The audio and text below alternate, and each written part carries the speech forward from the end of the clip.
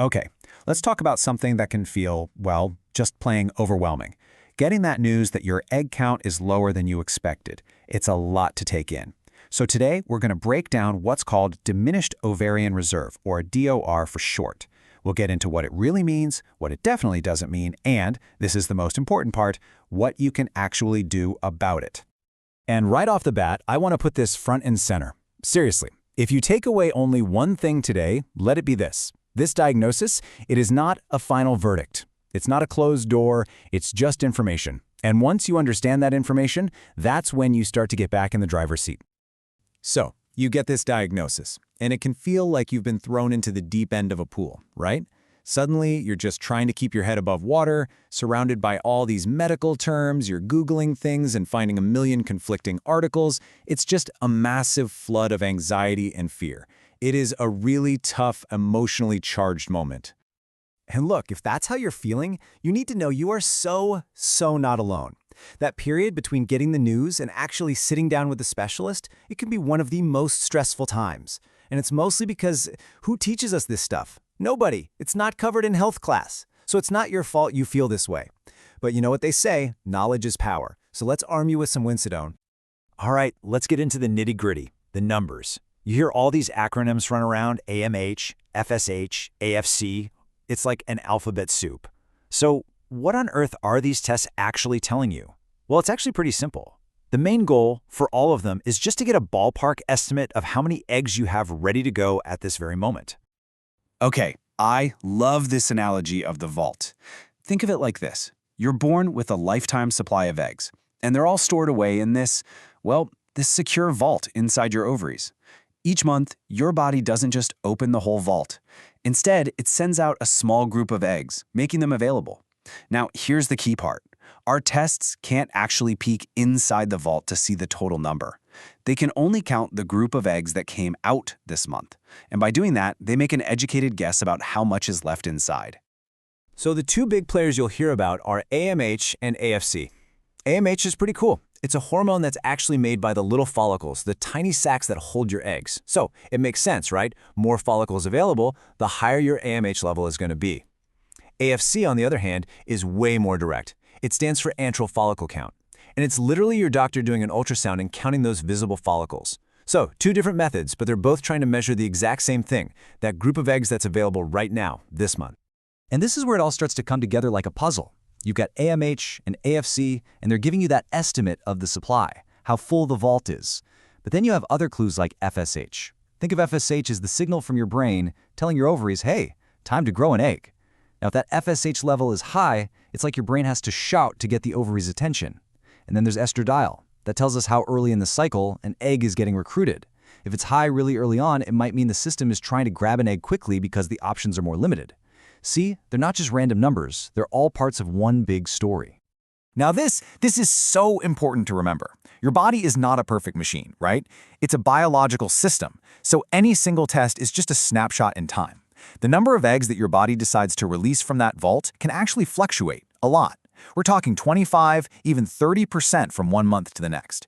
This is why you might see your AMH level go up a bit or down a bit. It doesn't mean you magically grew new eggs or lost a ton. It's just that a different sized group showed up for the party that month. That's it.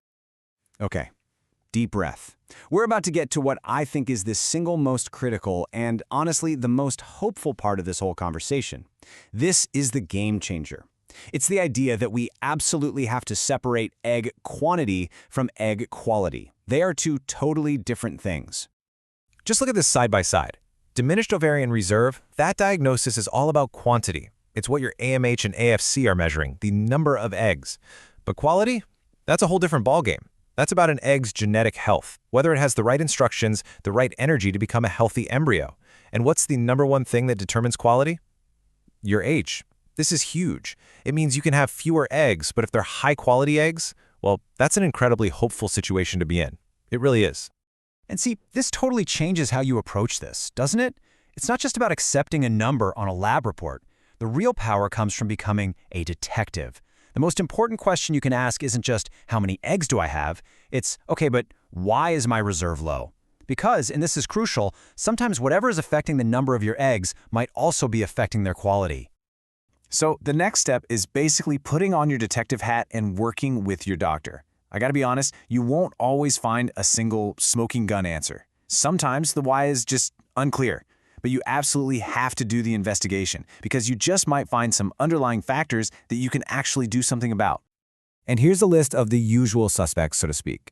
Some of these are lifestyle things, right, like smoking, but a lot of them are deeper health issues, things like chronic inflammation going on in the body, insulin resistance, or even autoimmune diseases that haven't been diagnosed yet, like issues with your thyroid or celiac. Endometriosis is a big one too. The point of looking into all this is not about blame, not at all. It's about finding opportunities to get your body as healthy as it can be, which is the best thing you can do to support the health of your eggs.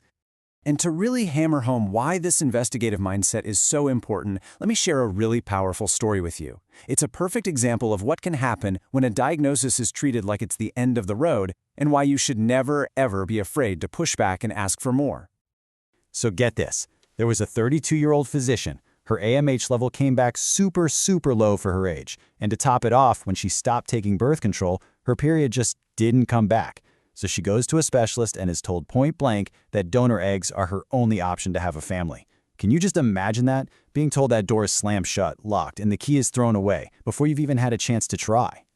But she didn't just accept it. She was a physician herself. She knew to question things. She went and got a second opinion. She fought for herself. She advocated and said, look, I understand the numbers, but I need to at least try with my own eggs. And what happened? Well, after a few IVF cycles, she is now a mom, and she has more embryos frozen for a second child. I mean, come on, if that isn't living proof that a diagnosis is not your destiny, I don't know what is. One opinion is never the final word.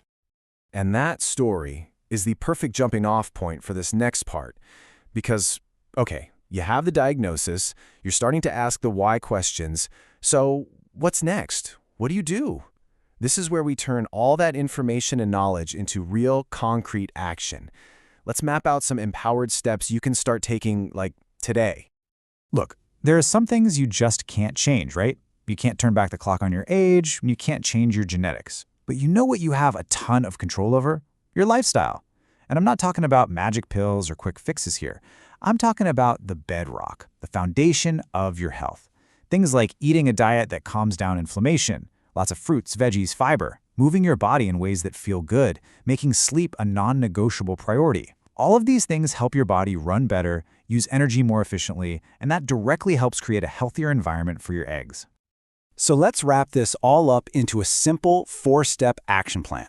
Step 1, find the right partner. And I mean a doctor, a clinic, that actually listens to you, that gets your goals. This is huge. Step 2, investigate the why. Work with that doctor to dig deep and look for those underlying causes. Step 3, optimize your lifestyle. Focus on all those foundational things we just talked about that you can control. And finally, step 4, create your plan. Based on everything you've learned, what does this mean for you?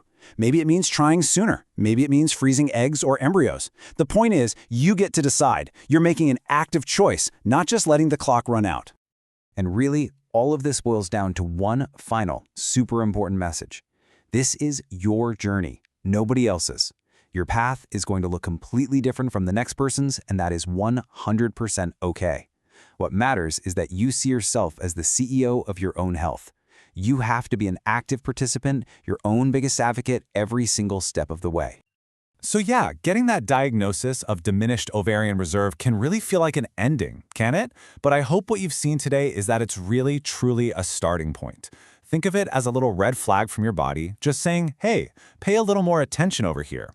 So the question isn't, is there any hope? Of course there is. The real question is this: now that you have this information, what's your next empowered step going to be?